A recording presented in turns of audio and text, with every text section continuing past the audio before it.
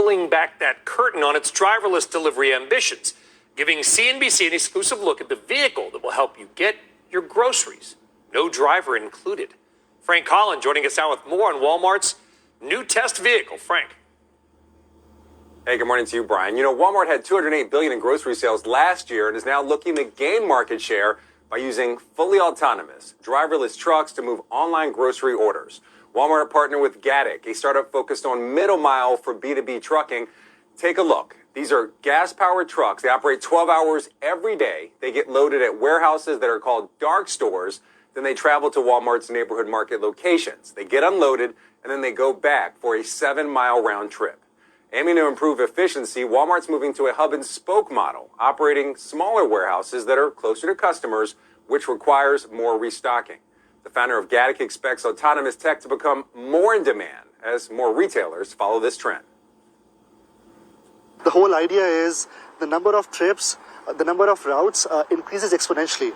So at scale, if you want to make this shift profitable, you have to use an autonomy solution like ours. So what you have to keep in mind is that grocery is traditionally a very thin margin business, about 2 to 4%. So other retailers are also testing out this tech. Kroger testing autonomous last mile delivery with Noro in the Houston area. Kroger also using automation in warehouses to offer online groceries where it does not have a brick and mortar location currently. The other supermarket chain, Albertsons, is using remote control delivery with a startup called Tortoise. Here, remote drivers actually use an Xbox controller to operate these vehicles. Tortoise says grocers can save just about approximately 60% on delivery costs using their tech. Wedbush estimates $750 billion in spending on commercial AVs over the next 5 years. If you're looking to invest in the trend, there's a couple stocks you can look at, including Aurora Innovation and TuSimple. Those are two of them.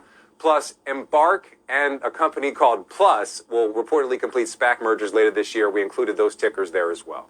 Brian, back over to you.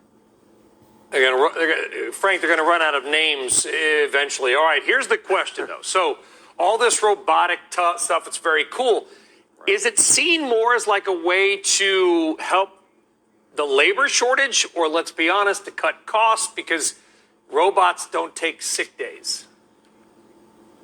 I mean, that's a great point, Brian. So let's start off with Walmart. For Walmart, I talked to them extensively. I asked them, is this a cost-cutting measure? Because remember, grocery is a thin-margin business. They said, no, this tech is more about increasing capacity and also allowing their associates to spend more time talking to customers, helping customers in the store. Because that's another aspect where Walmart's trying to ramp up their service. They want associates to have higher-level functions where they're talking to their customers that actually come in the store more often.